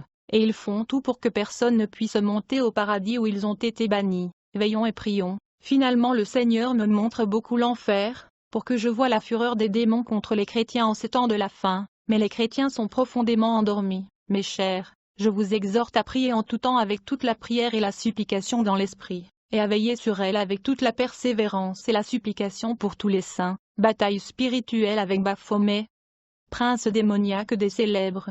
Ce mois de décembre 2020, après mon temps de dévotion avec Dieu à l'aube, je suis allé prendre quelques heures de repos, Puis j'ai dormi. Le Seigneur est venu et il m'a emmené dans un endroit où je suis allé voir un prince démoniaque. Du coup, j'ai réalisé que c'était Baphomet, parce que je l'ai vu avec des cornes, et il avait des seins, mais quand il a vu que je l'ai vu, il était très en colère, et il est venu contre moi. Dès qu'il est venu contre moi, le Seigneur m'a pris dans les airs. Alors que j'ai été pris dans le ciel, et j'ai regardé ce prince d'en haut, il attendait de voir comment me rattraper. Je suis descendu des airs à une vitesse incroyable, repoussé par la puissance de Dieu. Dès que je suis arrivé au sol, j'ai revu Baphomet, j'ai vu que j'étais après lui, et j'ai marché sur lui. Je lui piétine la tête. Gloire à Dieu, j'étais dans une grande admiration pour la puissance de Dieu. Gloire à Dieu pour l'autorité spirituelle que le Seigneur nous a donnée pour neutraliser le prince des ténèbres comme le Baphomet. Dès que j'ai marché sur lui, je l'ai regardé en face. Il n'était pas fort car il tremblait. Je piétinais ce démon, qui rend beaucoup de gens célèbres, faisant alliance avec lui. Il est le chef démon qui commande les pasteurs maçonniques, et célèbre dans plusieurs endroits du monde. Dieu est plus grand, Dieu est tout-puissant. Je glorifie Dieu, qui utilise ses petits avec une autorité incroyable. Il n'y a rien qui puisse paralyser un vrai croyant en Christ. Nous sommes plus que des conquérants. Mais dans toutes ces choses, nous sommes plus que vainqueurs par celui qui nous a aimés. Romains 8h37. Après cet enlèvement et cette expérience, le Seigneur m'a ramené à la maison, puis je me suis réveillé, plein de la puissance de Dieu et avec une foi puissante, sachant qu'en Christ nous pouvons tout faire. Dieu soit loué. Je suis triste avec les gens qui adorent ce démon. Il n'est rien devant le Tout-Puissant. Amen. Maison d'avortement, sacrifice à Moloch. J'ai aussi été emmené voir un grand bâtiment. Il était encore, quand j'ai vu ce bâtiment géant, mais je regardais, tout était fermé, c'était dans l'air. En voyant dans la fenêtre, j'ai vu quelque chose de semblable à une corde, et dans cette corde, laissée la fenêtre jusqu'à la terre, c'était un bâtiment géant. Sur cette corde il y avait des images de beaucoup d'enfants. J'ai été abasourdi. De nombreux enfants innocents ont été sacrifiés dans ce bâtiment. Ils m'ont dit que ce bâtiment était le lieu des avortements. Je ne sais pas que c'était un hôpital d'avortement légal ou un endroit où l'avortement était secret. Je ne sais pas. Je sais juste que Dieu m'a dit que cet endroit est spécifiquement pour les avortements, et les enfants avortés accusent ceux qui les ont tués. Alors leurs images ont été dessinées dans le domaine spirituel. Ces petits enfants ont le pouvoir d'accuser leurs parents devant Dieu, et leurs parents seront tout maudits. Mère, jeune, adolescent, l'enfant que tu as tué ou plutôt l'être humain que tu as assassiné, pensant que personne ne t'a vu, et après ça tu as plié les genoux, et tu dis Seigneur, pardonne-moi d'avoir avorté. Tu n'as pas été pardonné, et vous n'hériterez pas du salut. Si vous ne vous repentez pas correctement, vous allez en enfer. Et le Seigneur dit à Caïn, où est ton frère Abel? Et il a dit, je ne sais pas, suis-je le gardien de mon frère? Et Dieu a dit, qu'as-tu fait? La voix du sang de ton frère me crie de la terre. Et maintenant tu es maudit de la terre, qui a ouvert sa bouche pour recevoir le sang de ton frère de ta main. Genèse 4, 9-11. Seigneur m'a étranglé dans ce qui suit. Quand tu prends la vie de quelqu'un, le sang de cette personne criera justice, et tu seras totalement maudit. Tu as servi le Seigneur mais dans la malédiction. Tu as chanté même dans une malédiction de chute. Il est plus grave quand vous prenez la vie d'un innocent, comme un bébé, dans votre ventre. Vous ne resterez pas impuni. Si vous voulez être pardonné pour ce péché, rappelez-vous que vous devez maintenant aller voir votre pasteur, pour confesser ce péché, et ne soyez pas seul entre vous et Dieu, car par l'autorité spirituelle de votre berger, s'il est un homme de Dieu bien sûr, cette nuée noire de malédiction vous sera enlevée, parce que Dieu abhorre ce fait, de ceux qui ont versé le sang de l'innocent. C'est 6 choses que le Seigneur déteste, et la 7e que son âme abhorre, des yeux hautains, une langue couchée, des mains qui répandent du sang innocent. Proverbe 6, 16,17. Le Seigneur a horreur, vous êtes vus du ciel comme un cochon, purifiez-vous de ce péché, même si vous l'avez fait il y a longtemps, même si vous l'avez fait quand vous étiez encore impies, les hommes, même si vous n'avez donné que votre petit ami de l'argent pour tuer le bébé, vous êtes complices de ce péché, et une partie de la malédiction sera pour vous aussi. Vous vous confesserez et vous repentirez de toute urgence parce que Dieu ne vous enlève pas votre droit d'entrer dans la ville sainte, qui n'entrera que dans les saints. Approchez-vous de Dieu, et il s'approchera de vous. Nettoyez vos mains, pécheurs, et, irrésolus, purifiez vos cœurs. Ressentez vos misères, pleurez et pleurez, convertissez votre rire en pleurs et votre joie en tristesse. Humiliez-vous devant le Seigneur, et il vous élèvera. Jacques 4, 8-10. Divulgation de l'utérus d'une personne qui a tué un petit enfant dans l'utérus. Toute personne qui a avorté, ou qui s'est améliorée, qui a assassiné quelqu'un dans son ventre est devenu un cimetière, en d'autres termes, a enterré un cadavre dans son propre corps, qu'elle ait gratté ou pris des médicaments. Même ainsi, Seigneur m'a appris que lorsque vous faites un grattage, tout le monde ne sort pas, il y a toujours un peu de viande, et cette viande se mélange avec la viande de la mère. Donc ce bébé est enterré dans son ventre, qui est un cimetière et maudit, et il est devenu médecine pour tuer le petit enfant. Tout le sang est sorti, mais il reste toujours un peu de sang qui, avec le sang de la mère, a ensuite été enterré dans cet utérus. Imaginez un utérus qui a été enterré mort, et maudit, et ils ont même de gros problèmes de maladie, et aussi des problèmes pour atteindre, encore d'autres, les petits-enfants qui partent là-bas, arrivent avec un handicap, ou d'autres problèmes psychologiques. Certains comportements de certaines personnes aujourd'hui sont dus à des utérus qui sont nés qui sont cimentaires habitables. Ainsi dit le Seigneur aux nations, repentez-vous. Toi dans l'utérus je t'ai connu, et avant que tu ne quittes l'utérus, je t'ai sanctifié, je vous ai donné les nations comme prophètes. Jérémie 1, 5 Seigneur a dit qu'il savait que je savais avant ta naissance, afin que tu puisses entraver les projets de Dieu. Dans ton ventre, tu ne tues pas de petits enfants, des innocents qui peuvent devenir de grands prophètes ou des hommes d'une grande autorité sur terre. Le Seigneur demande pour entraver mes projets, et si ta mère te ferait ça, comme tu le saurais, parce qu'ils font aux autres ce que tu ne voudrais pas qu'ils te fassent. Ainsi parle le Seigneur qui t'a créé et formé dès le sein, et qui t'aidera. N'aie pas peur, ô Jacob, mon serviteur, et toi, Josué, que j'ai choisi. Ésaïe 44, 2 Débarrassez-vous de ça.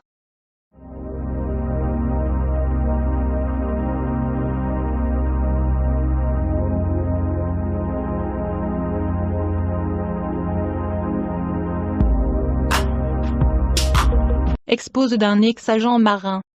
La vérité derrière la Sainte Vierge Marie catholique. Sirène des eaux convertie à Jésus-Christ. Je m'appelle Fidèle de Bilou, je suis né le 21 avril 1980 à San Pedro, en Côte d'Ivoire. Je suis responsable du département d'évangélisation dans mon église. Ce que je vais vous dire maintenant, c'est ce que j'ai vécu et ce que j'ai vu de mes propres yeux. C'est la réalité et la vérité. J'étais encore étudiante à l'université et j'avais encore 14 ans quand tout a commencé. J'avais un petit ami et j'ai contracté une grossesse avec lui. C'était considéré comme une honte dans ma famille.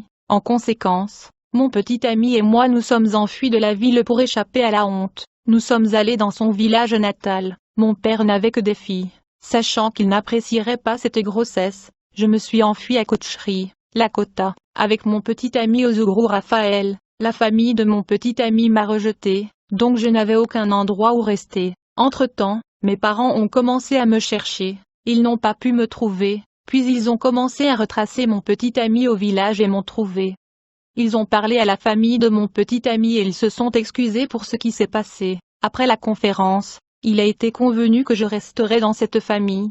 Je suis resté jusqu'à ce que j'accouche. Son père m'a promis de m'aider à poursuivre mes études et à retourner dans ma famille sans difficulté. J'ai continué à vivre ma vie dans cette famille pendant de nombreuses années. Je suis devenu membre de cette famille. J'ai même oublié ma propre famille.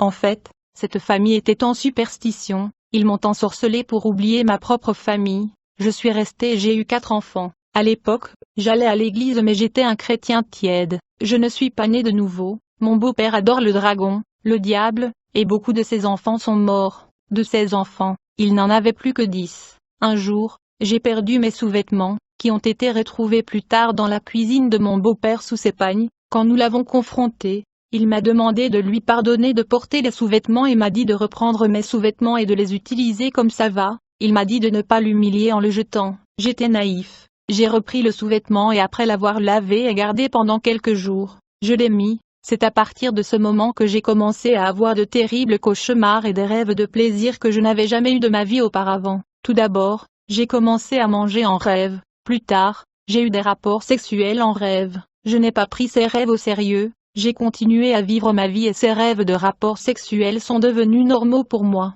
Quelque temps plus tard, mon beau-père a commencé à perdre des enfants. Il a eu 4 femmes et 16 enfants. En peu de temps, il a perdu 2 enfants en 2 mois. Il est allé trouver un prophète qui a demandé à la famille d'acheter des bougies. Le prophète a donné à toute la famille des instructions concernant les rituels de prière que la famille était censée observer afin d'éviter la mort dans la famille. Je n'étais pas intéressé par toutes ces pratiques et rituels. J'ai remarqué que chaque jour, il faisait des prières rituelles instruites par le soi-disant prophète, mais il fréquentait l'église catholique tous les dimanches, mais ils étaient dérangés parce que je n'assistais pas à leurs prières quotidiennes. En fait, j'allais dans une église évangélique bien que je ne sois pas vraiment né de nouveau, j'allais simplement à l'église comme une routine, initiation à l'occultisme puis quelque chose de dramatique s'est produit. Une nuit, j'ai fait un rêve dans lequel un homme vêtu de blanc m'a dit que puisque je ne prie pas, c'est pourquoi j'ai tous ces rêves. Je pensais que c'était Jésus-Christ lui-même, il était bien habillé d'un vêtement blanc éclatant qui brillait.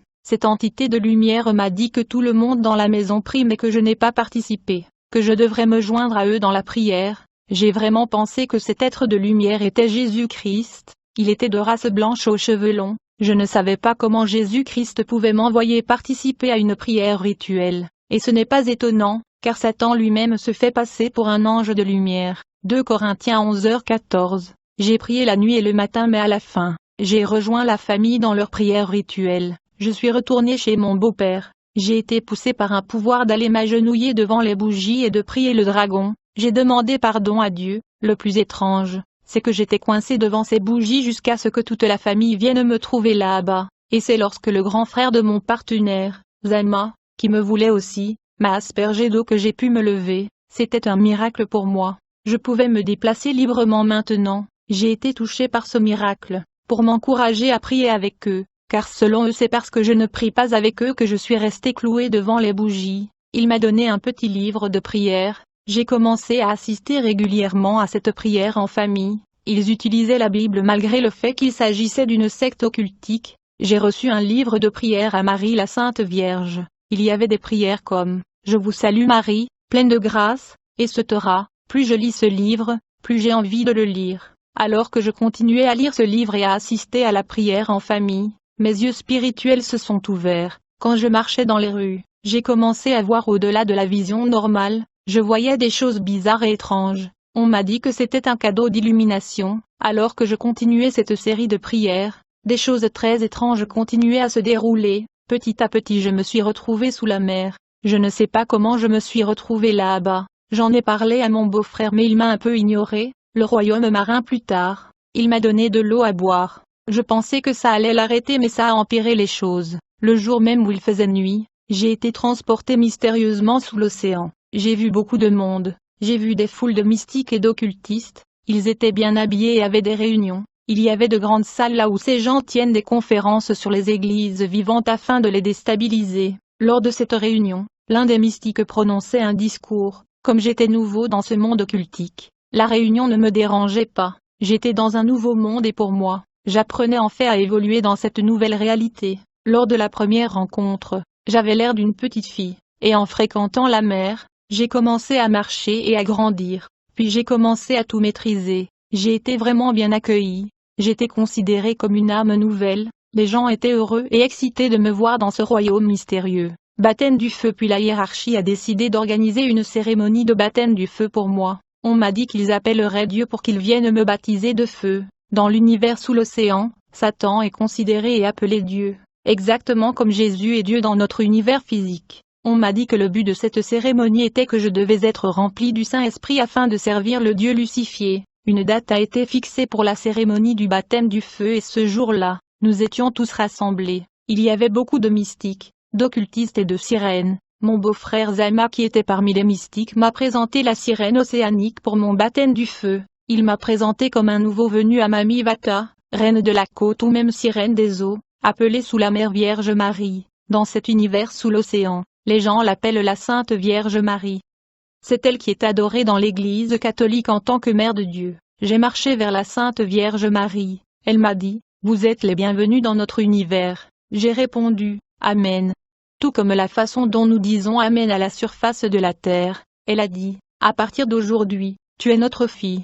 Vous ferez ce qu'on vous dit. Vous travaillerez pour le Dieu lucifié. Votre nom n'est plus Fidèle. Vous avez un nouveau nom Anéa, qui signifie magie. » En fait, lorsque la Sainte Vierge Marie s'est présentée à cette cérémonie, moi et tous les mystiques, y compris les sirènes, nous nous sommes agenouillés devant elle exactement de la même manière que les catholiques s'agenouillent devant ces statues à la surface de la terre. En réalité mes frères et sœurs en Christ, il s'incline devant un démon sans le savoir. La sirène océanique est venue diriger la cérémonie de mon baptême du feu afin de me donner du pouvoir. Peu de temps après son arrivée, elle a conjuré le dieu Lucifer d'assister à ma cérémonie de baptême du feu afin de servir leur dieu Lucifer. Elle a appelé le grand maître, il a atterri et il était vraiment beau. Immédiatement, je me suis souvenu de la silhouette brillante, de l'entité de lumière qui se manifestait dans notre maison. C'était lui exactement comme je l'ai vu dans notre maison dans cette vision. À l'époque, je ne savais pas que j'avais affaire à Lucifer lui-même parce qu'il apparaissait comme un ange de lumière.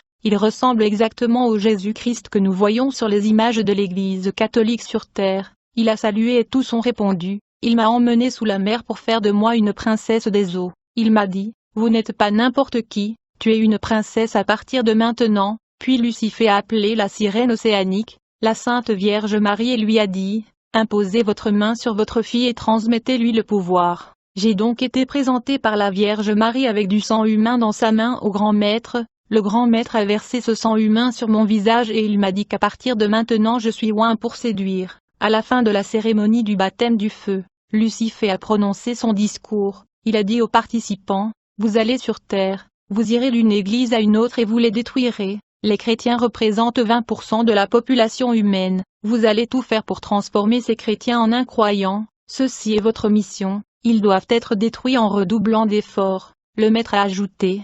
Celui qui réussira sa mission sera sur mon trône et assis à ma droite. Ils ont tous applaudi, puis il m'a dit, tu es oint pour séduire. Puis il m'a laissé avec la Sainte Vierge Marie et a disparu. La Vierge Marie a mâché quelque chose qu'elle a versé dans ma bouche et elle m'a aussi donné du sang humain à boire. Depuis, elle m'appelle sa fille et je l'appelle mère, car la grâce de Dieu, source de salut pour tous les hommes, nous apprend à renoncer à l'impiété et aux convoitises mondaines.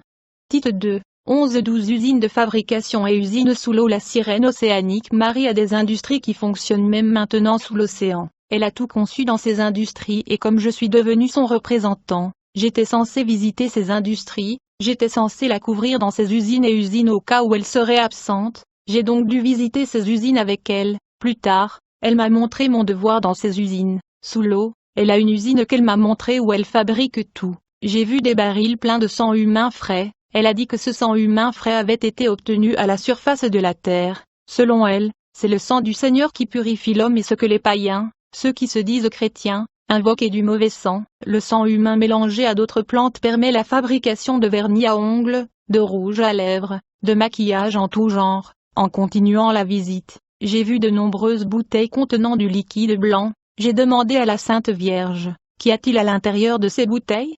Elle a répondu. C'est ici que vous travaillerez. Elle a dit, ces bouteilles pleines de liquide blanc sont le sperme des hommes. J'ai demandé à la Vierge, que sommes-nous censés faire du sperme de ces hommes?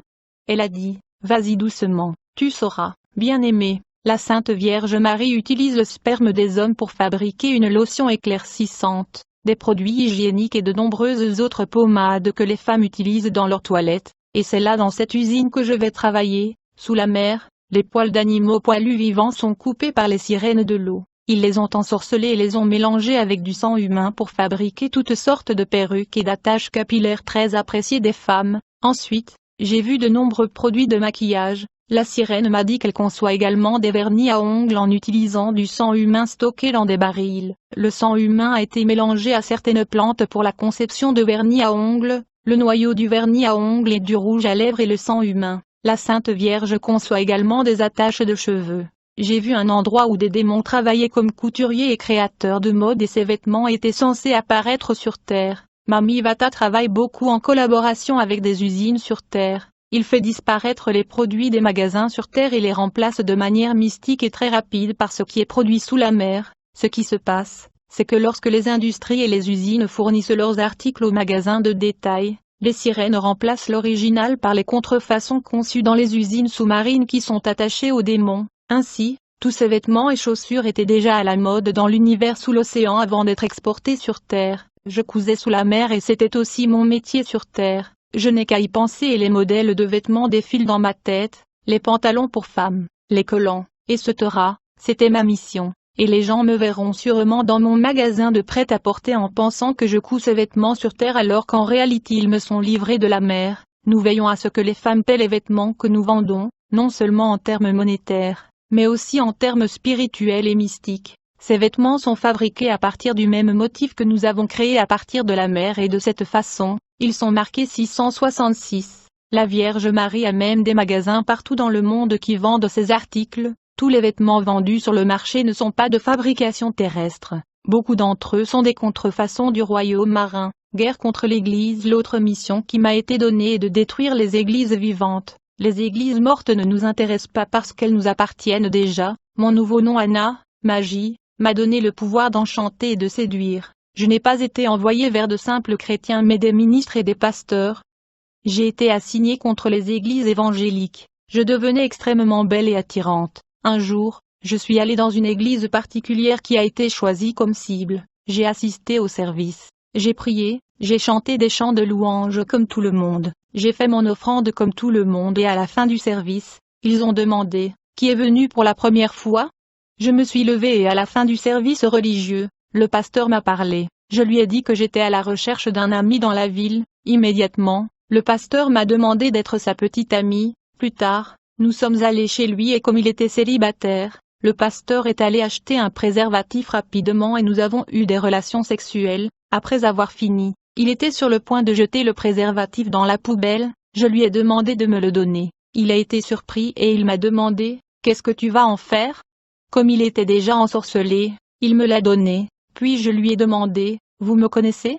J'ai dit, « Vous venez de le perdre. » Puis je suis sorti, après l'avoir quitté. J'ai disparu et j'ai atterri sous l'eau. J'ai été accueilli par les applaudissements des sirènes et des démons qui me félicitaient. Permettez-moi de préciser qu'avant tout acte sexuel avec ces hommes de Dieu, un travail profond a été fait dans leur esprit dans le royaume marin au point que lorsqu'ils me voient à première vue, ils sont devenus excités et excités. C'est la victoire du diable. Aucun humain ne peut être lié aux bijoux, vêtements, produits que nous fabriquons et ne pas nous appartenir. Certaines églises que nous avons gagnées prophétisent, parlent en langue mais la réponse vient de la mer et elle ne saurait jamais. Nous enlevons les dons de Dieu à travers les portes créées par le péché telles que la mondanité, l'orgueil, le vol et nous les remplaçons par nos capacités à faire des miracles. Lorsque leurs prières et leurs prophéties sont exaucées et accomplies, ils croient que c'est Dieu tandis que la réponse vient de nous. Cela arrive parce qu'ils refusent de se repentir sincèrement. J'en suis arrivé à un point où je peux donner des ordres aux démons de répondre aux prières,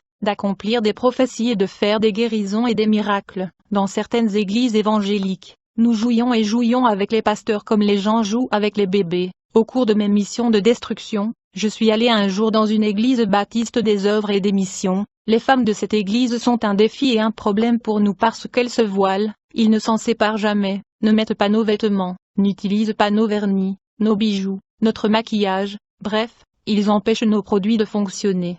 Nous faisons tout pour les affaiblir, les attaquer, endurcir leur cœur afin qu'ils refusent de porter le voile. J'ai donc été envoyé là-bas après l'échec d'un de mes collègues. J'ai passé un certain temps à jeûner. Je suis allé voir le pasteur et lui ai dit, « Je veux que vous priez pour moi. » Il a dit, « HMM, si tôt le matin ?» Il n'était pas convaincu de le faire. J'étais abasourdi. Plus tard, je suis revenu le voir au bureau. Il a prié et lu les Écritures pour moi. Puis il m'a demandé, « Êtes-vous célibataire ?»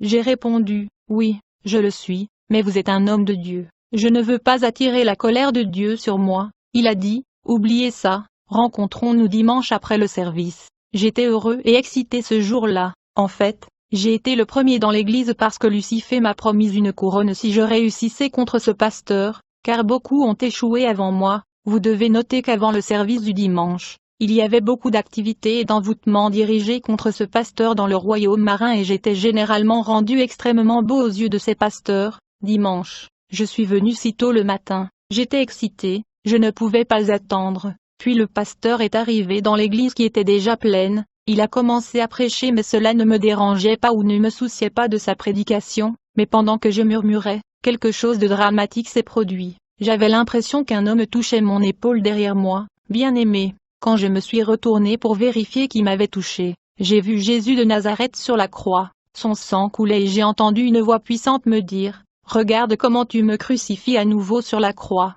C'était la première fois pour moi d'entendre une voix aussi puissante et de voir de telles scènes de Jésus-Christ lui-même avec du sang. J'ai crié très fort dans l'église et je suis tombé par terre. J'ai été emmené au bureau de la prière. Quand je me suis réveillé, les intercesseurs m'ont demandé, « Sœur, qu'est-ce qui ne va pas ?» J'ai répondu, « j'ai vu Jésus. Ils ont demandé à nouveau, y a-t-il un problème? J'ai répondu, j'ai vu Jésus. Ils ont dit, ok, laissez-nous vous recommander à Jésus-Christ. J'ai dit, non, je ne suis pas intéressé. Puis je suis sorti de l'église avec colère. J'ai continué à entendre le mot Jésus dans mes oreilles. Puis je suis retourné dans le royaume marin. J'étais fâché, quand la sirène océanique m'a vu. Elle a dit, bienvenue, ma fille. J'ai répondu avec colère, arrêtez tout de suite. Je ne suis pas ta fille. Puis je lui ai demandé, qui êtes-vous? Êtes-vous vraiment la Sainte Vierge Marie, la mère du Christ? J'ai dit, si vous êtes vraiment la mère du Christ, vous ne m'auriez pas envoyé dormir avec des hommes. Qui êtes-vous? Elle a répondu, cette église nous cause des problèmes, c'est pourquoi je t'ai envoyé là-bas. J'ai dit, vous auriez dû me prévenir que cette église est problématique. J'ai dit à Marie, la Sainte Vierge, tu m'as dit que tu étais Dieu. Pourquoi est-ce que les chrétiens ont utilisé le nom de Jésus-Christ? Je m'effondre sur le sol? Bien-aimé, quand j'ai cité le nom de Jésus-Christ, la sirène océanique, la Sainte Vierge s'est effondrée sur le sol. Après s'être levée à nouveau, elle a dit, ma fille, tu ne cites pas ce nom ici. J'ai répondu, vous m'avez dit que vous êtes tout-puissant et que vous avez tout le pouvoir, pourquoi est-ce que le nom de leur Dieu me cause de la douleur? La prochaine fois, votre Dieu Lucifer devra intervenir. La Sainte Vierge a appelé Lucifer qui a atterri en un clin d'œil, il était habillé comme Jésus-Christ. Bien-aimé, laissez-moi vous dire que les images de Jésus-Christ que vous voyez sur terre dans l'Église catholique sont Lucifer lui-même et non Jésus-Christ tel que j'ai vu le vrai Jésus face à face. Quand Lucifer a atterri, il a dit, ma fille, ça va? J'ai dit, je ne suis pas votre fille. Lucifer a dit, je vous ai dit que je suis Dieu. Pourquoi es-tu stressé? Lucifer a dit, je viens de vous montrer mon sang qui a été versé sur la croix pour vous. J'ai dit, ok, je comprends, j'ai vu ton sang sur la croix. Le diable a voulu me confondre en me disant que l'image de Jésus-Christ de Nazareth que j'ai vue dans l'église était lui mais Jésus-Christ était à l'œuvre pour le confondre. Lucifer a dit, je suis votre Dieu et votre Père. J'ai répondu, oui, papa, je l'ai. Lucifer était habillé de vêtements éclaircissants. J'ai dit à Lucifer, papa, j'étais à la surface de la terre dans une église et j'ai vu un homme sur la croix qui a dit que son nom est Jésus-Christ. Bien-aimé, quand j'ai cité le nom de Jésus-Christ, Lucifer s'est effondré sur le sol. En fait, il est interdit de citer le nom de Jésus-Christ dans le royaume marin et le second ciel car il y a des répercussions. Quand j'ai prononcé le nom de Jésus-Christ devant Lucifer, il était par terre mais quelque chose d'autre s'est produit. Le vêtement blanc et brillant que portait Lucifer a disparu et sa forme grotesque et horrible a été révélée. Quand je l'ai vu dans sa forme laide, j'ai été horrifié. Bien-aimé, le diable est vraiment moche. Je ne peux comparer sa laideur à rien sur terre. C'était une obscurité absolue, grotesque. Ses ongles, ses yeux rouges, ses grandes oreilles, il était laid. Ses ailes étaient effrayantes. C'est vraiment un ange déchu. Lorsqu'il s'est levé, il a dit, qui est cette femme impolie et désobéissante? Femme, pourquoi fais-tu exactement ce qu'on t'interdit de faire? Je suis devenu insolent car j'étais en colère. J'ai dit, vous m'avez dit que vous êtes Dieu, n'est-ce pas? Lucifer a répondu, vous osez parler? Puis il a demandé, qui est cette femme insolente? Puis la Sainte Vierge Marie m'a dit, ici, le respect et la discipline sont le chemin, vous ne pouvez pas parler à Dieu comme ça. Comme j'étais en colère, je lui ai répondu, tu es assise là. Puis j'ai demandé à Lucifer, vous m'avez dit que vous êtes Dieu. Comment se fait-il que lorsque j'ai mentionné le nom de l'autre Dieu, vous et la Sainte Vierge vous effondrez sur le sol? Qu'est-ce que ça veut dire? Je vois que tu n'es pas le vrai Dieu, vous êtes Satan. Désormais, je ne suis plus avec toi, je me sépare de toi. Puis Lucifer a répondu, comme vous avez pris la décision de nous trahir et que vous êtes un traître, vous ne quittez pas le royaume marin. J'ai répondu à Lucifer, vous ne ferez rien contre moi, désormais. C'est fini entre vous et moi et si vous osez me menacer ou vous rapprocher de moi, j'appellerai ce nom, Jésus-Christ, qui vous fait tout de vous effondrer sur le terrain. Alors n'essaye pas de me poursuivre. Puis je suis retourné sur terre, mais immédiatement après mon retour sur terre, je suis tombé malade, je souffrais de migraine. Dans le voyage astral, nous sortons le corps de la tête et j'ai donc été attaqué juste là. J'avais l'impression qu'il y avait quelque chose dans ma tête, parfois, je perdais la tête. Plus tard, je suis allé à l'église, j'ai expliqué mon histoire et tout ce que je faisais au pasteur, ils ont entamé une sérieuse consultation avec moi, ensuite, nous avons fait une séance de prière pour la délivrance mais j'ai remarqué que même après la prière de délivrance, J'avais encore le pouvoir de séduction, les frères de l'Église ne pouvaient pas résister aux vibrations séduisantes et sexuelles venant de moi. Je couchais avec des frères dans l'église et quand les pasteurs l'ont remarqué et que le rapport leur est parvenu, ils m'ont demandé, qu'est-ce qui ne va pas? Je leur ai dit, je n'ai aucun contrôle, il y a un pouvoir qui m'influence à me comporter de cette façon, puis on m'a dit de jeûner pour la prière de délivrance, j'ai jeûné pendant plusieurs jours et à la fin de ce jeûne, j'ai été rejoint par des pasteurs pour la prière de délivrance, lorsque les pasteurs m'ont imposé les mains, mes yeux spirituels se sont ouverts, je me suis vu dans la demeure des morts. L'endroit était comme un désert avec du sable chaud. Dans cet endroit, il y avait un combat entre les forces des ténèbres et les forces de la lumière pour mon âme. Alors que je vivais dans la fornication, mon âme était dans la demeure des morts et cette prière a amené Dieu à envoyer ses forces pour me faire sortir de là. Lorsque les pasteurs priaient pour moi, j'ai remarqué qu'il y avait un vent torrentiel qui soufflait comme un ouragan. Quand j'étais là-bas, mon âme était habillée de vêtements déchirés. Quand la prière s'est terminée, mon âme a quitté la demeure des morts. Quand j'ai ouvert les yeux, j'ai expliqué aux pasteurs ce que je voyais alors que le Seigneur leur montrait aussi que j'étais là dans la demeure des morts. Après avoir chassé le démon de la séduction, j'ai remarqué que je n'étais toujours pas complètement libre parce que je faisais encore des rêves sexuels. En fait, dans le royaume marin, j'étais mariée à un papado. C'est lui qui m'agressait, c'était mon mari spirituel, je mangeais et buvais aussi dans mes rêves. En plus de cela, c'est comme si mon esprit quittait mon corps et mon astral voyageant dans l'espace. Il y avait de nombreux pouvoirs encore en action en moi. Par conséquent, les pasteurs ont dû les détruire un par un et il a fallu du temps après de nombreuses prières avant que je sois complètement délivré de tout cela et que je donne ma vie au Christ.